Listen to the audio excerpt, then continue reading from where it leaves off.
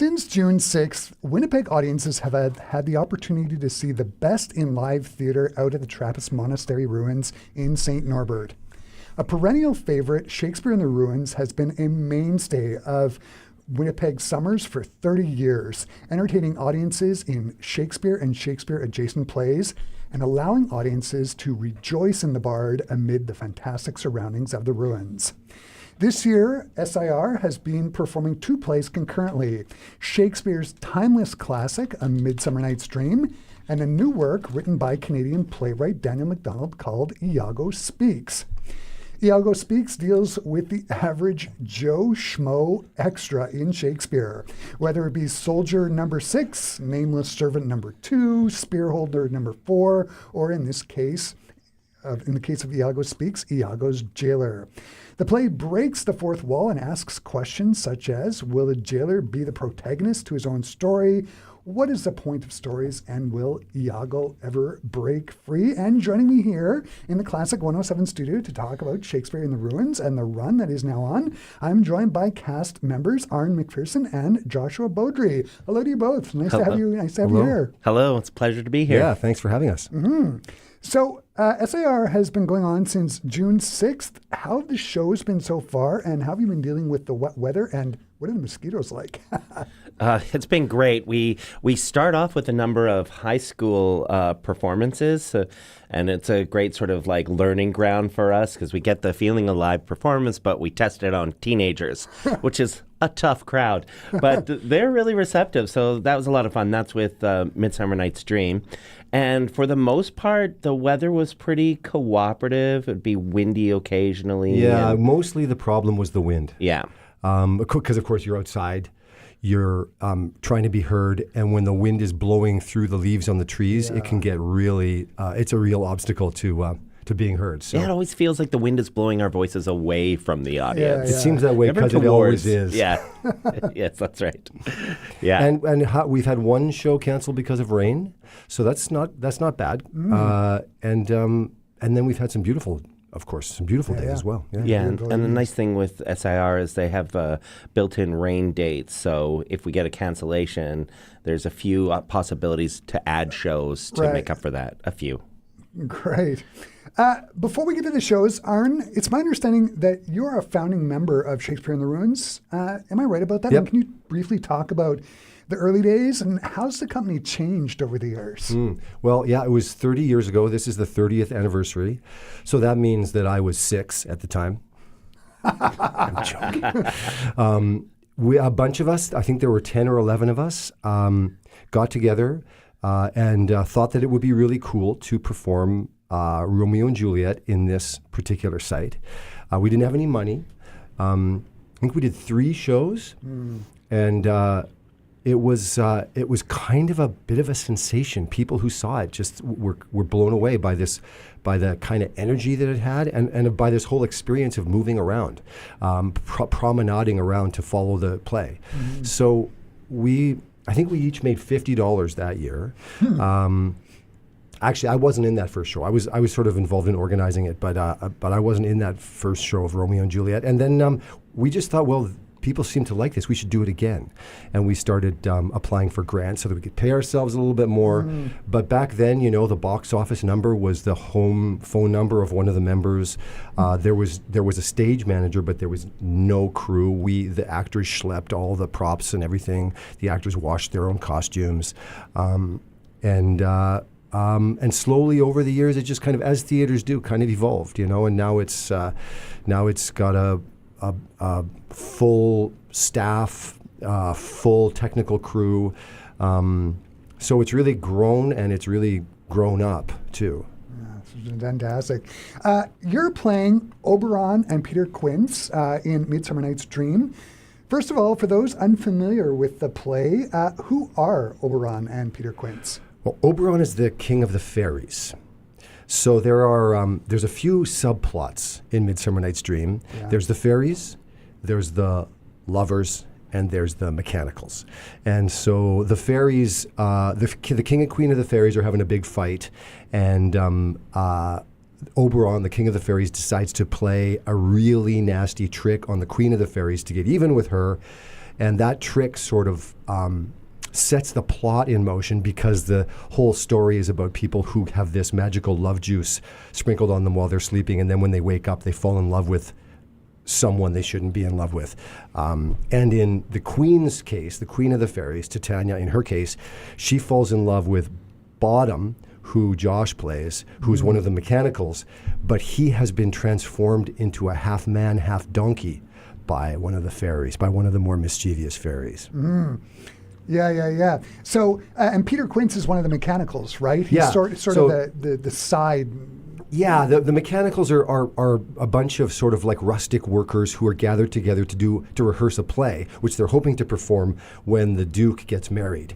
And Peter Quince is kind of the writer and the producer of this little troupe of idiots, and Bottom is the star. He's the best actor, and he knows it. I got to ask the question, how does it work in regards to costume changes between Oberon and Peter Quince? And do you ever give the audience like a knowing nod to the fact that you're playing both characters? Yeah, the play kind of starts with this tickle trunk moment where the actors all walk on sort of in their basic costumes, and then they open up this trunk and they find things and they start putting them on. So there's no attempt to hide any of that from the audience. Yeah. And so that's Arne playing Oberon and Peter Quince. And Joshua, you're here, and am I right? Is this your first time in Winnipeg? This is, yes. Performing in Winnipeg? My first time performing in Winnipeg, yeah. Very excited about it. I've seen Shakespeare in the Ruins before. A number of years ago, I saw Taming of the Shrew, directed by Arne's wife, and my cousin was acting in it. So it was very nice to join this company that I'm somewhat familiar with. Yeah. You're a well-respected comedic actor, which works well for the character of Bottom, which you're playing in A Midsummer Night's Dream. But then you are also playing the polar opposite character, Aegeus, in Midsummer as well. Can you describe to our listeners who Bottom and Aegeus are? Okay, Aegeus is a high-strung father whose daughter Hermia is, according to him, in love with the wrong person. So he would prefer her to marry Demetrius, and she's in love with Lysandra. Aegeus takes things to the extreme, and he demands that if she doesn't comply with his wishes, that she be executed. So pretty extreme father. So that's Aegeus, and Bottom is just, as Arne described, the star of his own world. He's the quintessential actor in his mind, and he'd like to play everything. Yeah. Who do you relate to more, Bottom or Aegeus? Definitely Bottom. Definitely Bottom. I would never admit to that, except on the radio, I guess. But definitely Bottom. And when I was prepping the interview, I was just thinking like they're two really odd. I mean, Bottom, he's a doofus, and Aegeus is a pretty serious dude. Yeah, very serious. Although I've got him playing. He's fairly high strung in this one. So when I think he kind of goes overboard with everything. So there's some comical elements to that. Yeah. I do have to ask about how you get turned into an ass. What's the costume like for that? The transformation is through a hat. So I have large donkey ears that are applied to the hat that I switch. And then I change my face a little bit, and my voice changes as a result. So I thrust out my teeth and expose my missing tooth. Just some fun little things like that.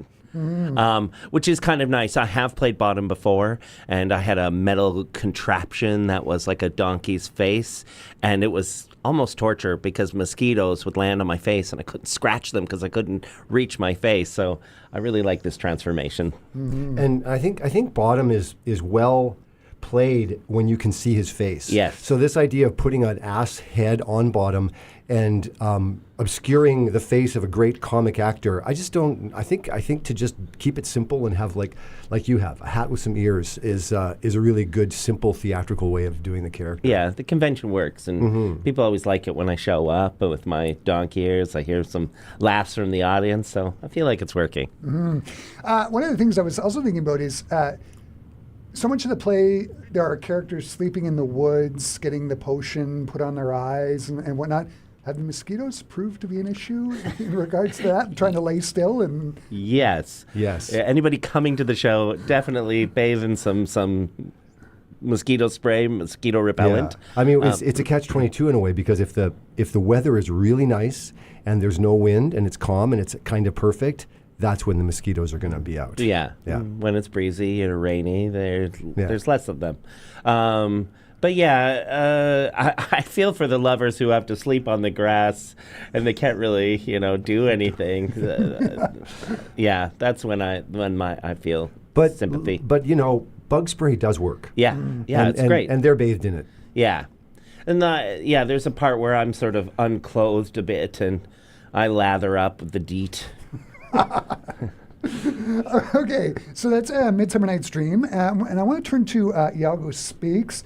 Joshua and Arne, you play the two main characters in the play. Arne, you're playing Iago, and Joshua, you're playing the jailer. You both played the role of Iago in previous Shakespeare productions. Did this come in handy when you were interpreting Daniel MacDonald's play?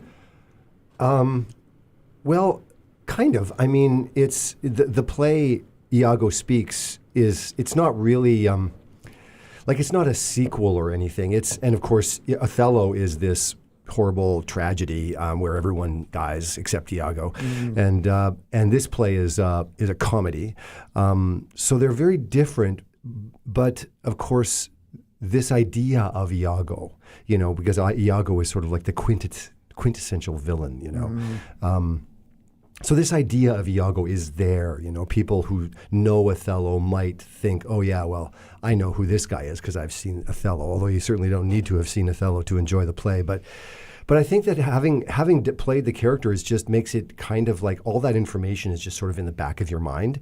You don't have to, I found I didn't feel like I had to do a lot of research because I'd done all that research before, but I didn't have to think about it because it was just sort of in my subconscious and kind of felt like it gave me permission to understand who the character was. Made it more fun. Mm-hmm. Yeah, you understand the history of the character. Yeah. Yeah, certainly from the jailer's perspective, the jailer's very, very well aware of who Iago is and his history, so that comes into play quite a bit in the show. Mm-hmm. Joshua, you played the jailer in the production that was done for Shakespeare on the Saskatchewan in Saskatoon. Does it feel any different playing the role here in Winnipeg? Well, absolutely. The circumstances are very different. For one, we're open air. And we're in the ruins, so it feels really real to me. Like the surroundings look like kind of dungeon-esque with our cages and everything, and the play takes place almost in this almost in a void, and the way our position in the ruins, it does feel like that is my whole world. So that's very kind of unique. And the audience at Shakespeare in the Saskatchewan is obscured by the darkness of the theater. Like it's a tent, but it can get quite dark. Yeah. Whereas here the audience is always very present throughout the show, and that's changed the experience and the dynamic that I share with the audience. It's very fun. Oh, yeah, fantastic. You're such a great comedic actor. And what I understand, the jailer is a bit of a buffoon. Can you talk about some of the ways that you portray that to the audience? Well, I love his buffoonery. I mean, most of that, I think, really comes from Dan's writing, which is very clever. He finds great ways of shining a light on the jailer's ineptitude. But,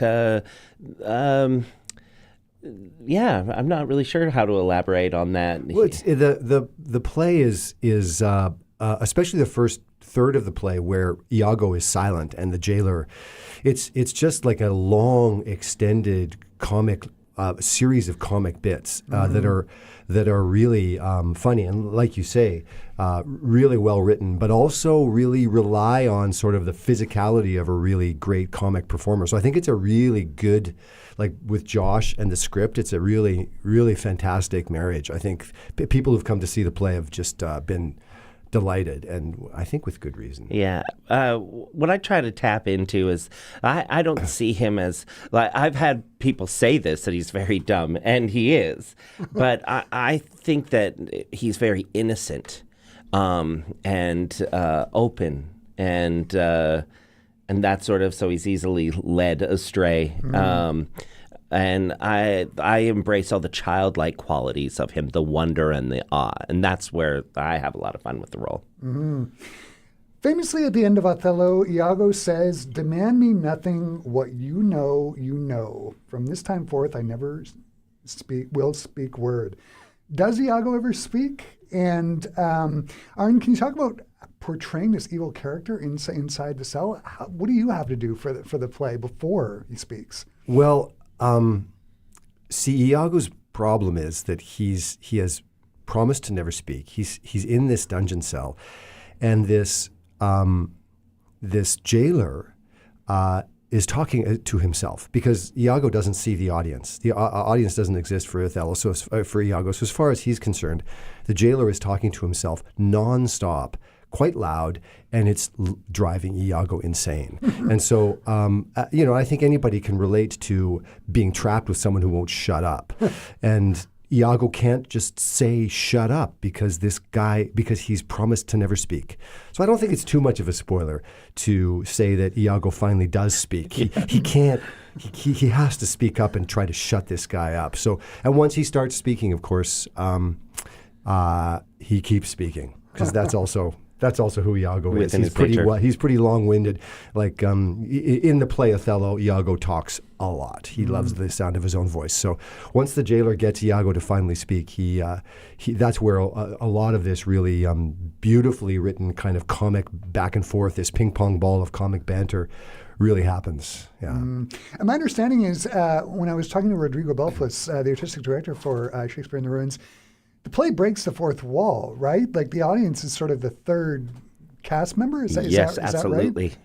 Yes. For the jailer, not for Iago. Yeah. And it's never quite clear whether they are in fact present or if it is just his own psychosis. I think they're there because they're there. Yeah. But at the same time, the jailer himself struggles with the idea that perhaps they're not there. And because that's an idea that Iago pushes. That he's lost his mind. That he's lost his mind, which is entirely conceivable. Can you talk about some of the questions that the play asks? Like, what's the purpose of stories? And I'm really interested in how the play uses the audience as that third character. Does the jailer ever directly talk to the audience? Oh, yes, I absolutely do. I gesture to them. I sit by them. I hit on them. I adore them. Yeah, they're... you get them to do things. I get them to do things. As a group. There's no audience participation. We're not singling people out. No. Because that's very frightening to some people. But there is a moment where the jailer is trying desperately to get Iago to see the audience, which he can't. So the jailer gets the audience to wave at him and to say hi, Iago, and stuff. So there's some fun sort of like banter between the jailer and the audience. Yeah. Yes. Fantastic. The run of A Midsummer Night's Dream wraps up on July 6th, and the run of Iago Speaks wraps up on July 7th. So you've got a little over 2 weeks performing these characters.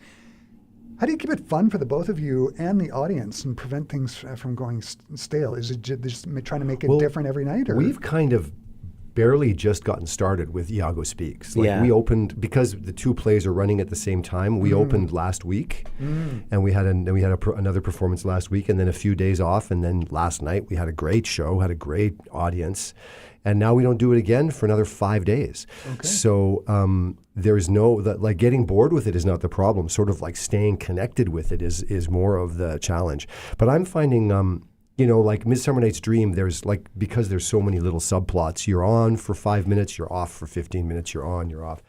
I'm really enjoying this kind of like intense 90 minutes of just the two of us, just really going at it. It's really fun. Yeah, it goes like a rocket. Yeah. It's I start and then it's over. Yeah. There's no time to get bored with Iago Speaks. It's just everything's moved so quickly. And with Midsummer Night's Dream, It's such a fun group of performers, and everybody's doing such like amazing fun work that it's also you can't get bored with it. It's just you go out and you're playing. And it's play, and the audience is always different, and the way they respond is different, and so you play off of them as well. So yeah, there's no boredom for me in it. Yeah, no, and it's also like I sometimes I go out to work, and I'm warming up before the show or whatever, and I just have to remind myself what an amazing place to get to go to work every day. Like it is so beautiful. I mean, there's the ruins which are so stunning, but then there's the whole park and the river and the trees, and just to be out there. It's a gift. It's a privilege. So yeah, no, getting bored is really not a problem. There's a turkey, a wild turkey who keeps makes a guest appearance in our show. Sometimes the turkey's timing is impeccable. Like it just flies across the scene at just the right time. There's a woodchuck. There's a deer. Yeah, there's deer. Yeah, but that woodchuck it looks like it's going to invite us for tea. Yeah, I was saying to Rodrigo when he was in, it's the perfect place to show Midsummer Night's Dream. Yes, it makes perfect sense. Yeah, absolutely. Yeah. Joshua and Arne, this has been just such a pleasure to have you both here. All the best in the upcoming performances of Iago Speaks and A Midsummer Night's Dream. The shows sound like they're just excellent. Thanks for taking the time to talk to me today. This has just been a lot of fun. Thank you so much for having us. Yeah, it's great.